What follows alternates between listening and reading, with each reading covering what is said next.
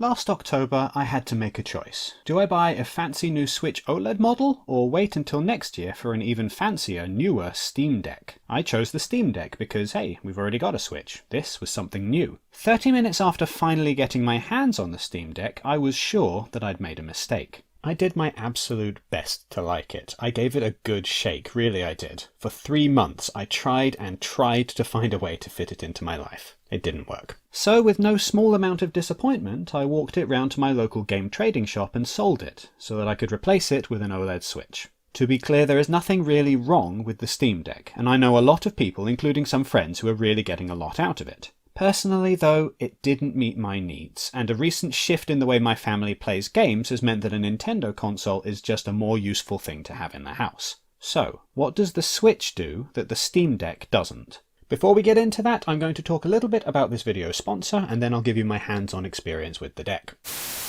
This video is sponsored by, drumroll please, Bloodlines Heroes of Lythus. Ooh, new legends will be born. Bloodlines Heroes of Lythus is a mobile game with light sim gameplay that sees you raising up a family of champions in a vast fantasy world. Choose your heirs, marry different bloodlines together, and combine 5 powerful abilities and dozens of traits to sire your ideal champion. Build a diverse family of dragonborns, lycans, demigods, and more. This epic mobile game is just the thing if you absolutely love unique gacha gameplay. Let's take a look at some of the different types of champions you can find in the game. Wolfie Lycanis, these guys are sleek assassins. The Karg, they can turn into dragons at will. The Fulgur are demigods, they have the best area of effect spells. Finally, you can use my link in the description to get a very rare half dragonborn, half demigod for free. They are very rare. Heroes of Lythus is a free-to-play mobile game available on Android and Apple. If you use my link in the description or scan this nifty QR code, you'll start the game with some extra special perks. 20 intimacy packs, 100,000 gold, and 100 diamonds. That's a $20 value, and you get it just for scanning this code. With that, let's head back to the rest of the video. Now, where was I? Ah yes, all hands on deck. I was one of the first people to pre-order a Steam Deck. It seemed like the device I'd been waiting for my whole life, a convenient handheld PC that let me play all the games that just don't come to console. I've always been a handheld guy. I like small personal screens, and with young kids in the house, playing games in portable mode has been the best way for keeping small eyes away from, for example, somewhat adult monsters in Persona 5. I played Persona 5 mostly on my PS Vita connected to the PS4 via remote play. I wanted a PC I could take on the go, which would play anything and would remove all the faffing about that I always experience with computer gaming. Because somehow every game involves a bit of faff. I distinctly remember struggling for several hours to get Sonic Mania to run on my computer, and that should have been easy. Maybe my computers are just always terrible. Maybe the Denuvo DRM didn't help, but that's another issue. The other thing I wanted was to be able to play weird itch.io games conveniently. I love an indie title, like a true indie title, made by someone in a few weeks for a game jam, or thrown together as a passion project without much budget. These games never come to Switch, but they're glorious, and I want an easier way to play them. I figured a handheld PC would make things nice and simple. When I first got the deck out of the box, I did the usual thing. I marvelled at the size of it and how loud the fan is, etc, etc. Every Steam Deck review has covered this to death. The truth is, the size is cumbersome enough to be detrimental. Not long after receiving my deck, I had a trip to London. I considered bringing the deck with me to entertain myself on the train, but that would have meant carrying this big chunky case around the city all day. No, that was too much effort. I brought my iPad mini instead and spent the time on the train drawing 8-bit skeletons. Maybe for a game project, maybe just for fun. They say that the best camera is the one you have with you, and similarly the best handheld is the one that actually fits into your tiny stylish reporter's satchel. In terms of actually playing on the Steam Deck though, this thing is incredibly comfortable. Honestly, it's big, yes, but it's designed for an adult human's hand, which is something I've never felt about any Joy-Con configuration. I have never liked the size and shape of the native Switch controls, which is again probably why I've been perfectly happy with just the Switch Lite until recently. I find that more comfortable for being a little bit smaller. The Steam Deck is way better for actually playing for long periods of time. So while I wouldn't consider the deck very portable, it is comfortable as a device for playing around the home, in bed, on the couch, at my desk. It's fantastic. This alone would be enough to sell me on it were it not for the bigger issues I have with the software. Remember, I got one of the first Steam Decks. The software that it shipped with, pre-update, was somewhat lacking. There wasn't even a sleep function while in desktop mode. It's my feeling that the Steam Deck will be perfect in a year or two. The software just isn't quite ready yet. If you're low down the pre-order list, you're actually just skipping the awkward trial period while SteamOS gets all its kinks hammered out. I have 2 major issues with the software. First, Proton. Proton is the magic that I don't entirely understand, which lets the Steam Deck play Windows games on its Linux operating system. It's a marvel, truly it is. It's a straight up miracle that any of these games run as well as they do. As such, it feels like griping to complain about the few games that don't work, but complain I must because it always seems to end up being the games I wanted to play. The challenge, I discovered, is that most of the commercially released games that I want to play are on the Switch already. I had a hard time finding PC exclusive titles in Steam that I actually wanted to play. I had a go at Horizon Zero Dawn, which I could have played on PS4, yes, but handheld mode just suits me better, and that was fun, and probably the thing that taxed the deck most of anything that I tried. The big ticket item, Elden Ring, is probably great on the deck, but I just don't have time for an open world Souls game. I'm sorry, I just can't bring myself to try it. I'm an extremely busy dad, so the prospect of a game that involves me getting beaten to a pulp over and over and over until I get good just isn't what I'm looking for from my gaming time.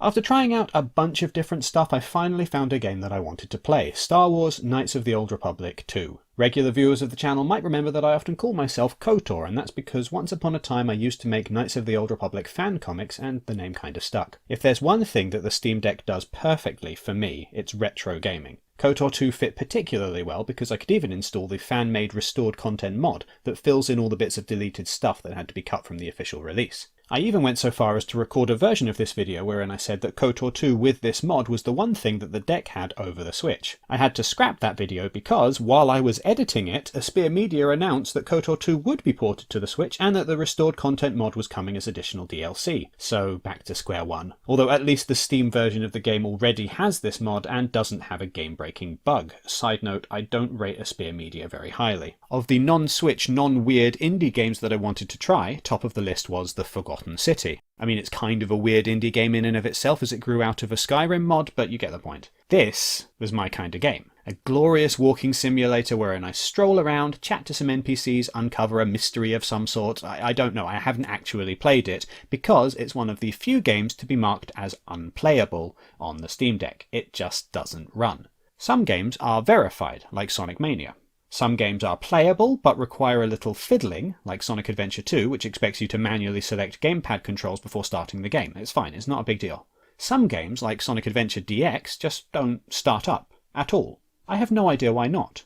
The Forgotten City, apparently, just doesn't work. Another game that doesn't work is Worms WMD. I know this because my friends wanted to play it, but I couldn't join in because it doesn't run on Steam Deck. For a while there, it felt like every key game I wanted to play just wouldn't start. Minute I wanted to play. I have a DRM-free Linux copy, but doesn't work.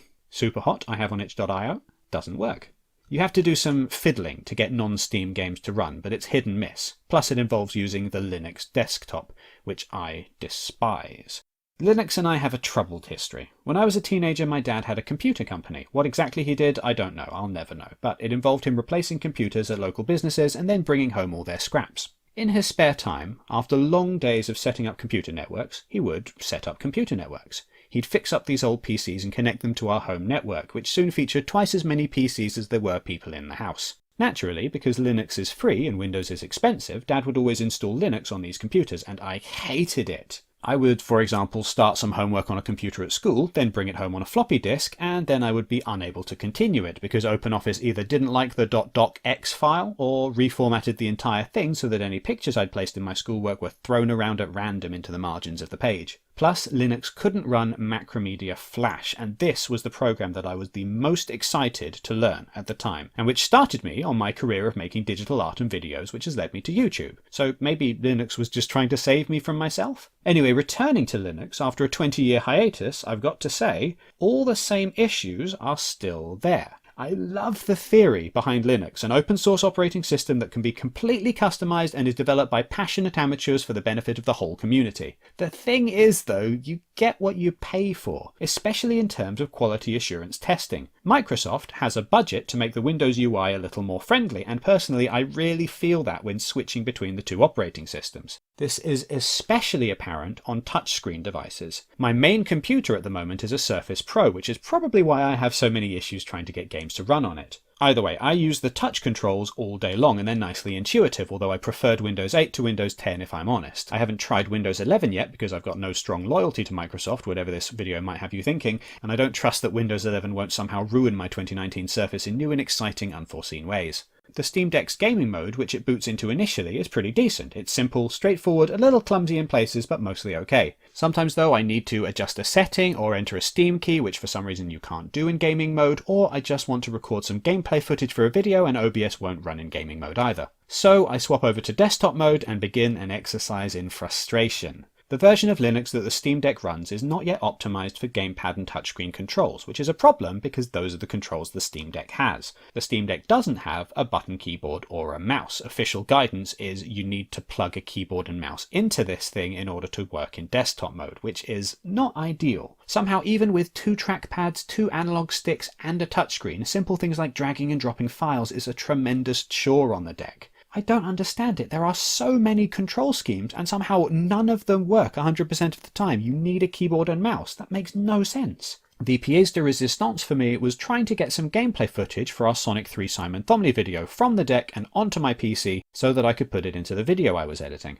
The natural option would have been to upload it to the cloud and then download it again, but my neighbours must have been playing Halo Infinite or something because my bandwidth was non-existent. So, can I save the file to the microSD card, pop it out and then put it into my computer for simple offline file transfer?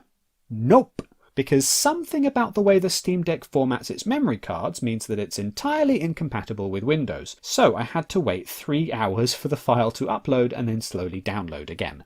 Ugh. Now this isn't strictly the Steam Deck's fault, not only the Steam Deck's fault, but it's an indication of the kind of challenges I've faced with this thing every time I've tried to use it for work. I thought this would be a useful tool for helping me to make new different kinds of videos. It turns out it's much easier to get the files between the iPad that I use for drawing and the PC that I use for video editing. The Steam Deck is somehow less compatible with Windows than an Apple product, and that is bizarre to me. I could have put Windows on the deck, in theory. Doing so now, though, would have lost me the use of SteamOS, and without its keyboard and mouse, this thing wouldn't let me, for example, suspend a game or exit a game conveniently. Eventually, the Steam Deck will get dual support for Windows and SteamOS at the same time so that you can swap back and forth between the two, get the benefits of one and the benefits of the other, and at that point it might be more suitable for my personal needs. I do have faith that the deck is getting better. The whole time that I had the thing, regular updates brought a variety of quality of life improvements that made a genuine difference to how comfortable and convenient the thing was to play and use.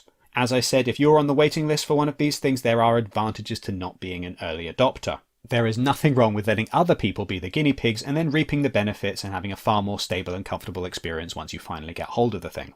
This glimmer of hope for the future, though, doesn't fix the fact that in its current incarnation, the Steam Deck just isn't right for me right now. Instead, it's clear that I actually need another Switch. It's my daughter's fault, really. That's probably enough of an explanation for most parents watching, but bear with me. As I said, personally I've always been a handheld fan, and with a baby in the house the Switch Lite always seemed like the best option for me. I could play privately, quietly, without accidentally giving my kids unwanted screen time or showing them any games I'd rather they didn't see. Now though, my daughter is 7, obsessed with Splatoon and Zelda, and very eager to play as many games as possible, ideally with other people.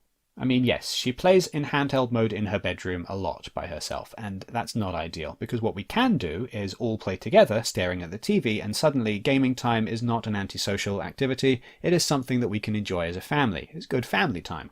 At the moment, we've been going retro, if you want to call it retro, and I know not everybody likes that description. We must be the only family left in the world that still plays the Wii U as much as we do.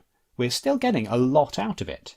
Gaming for me has gone from being a solitary experience to a family bonding activity. In fact, my daughter played the Wii U so much that she wore out the gamepad charging cable and I had to buy a new one on eBay.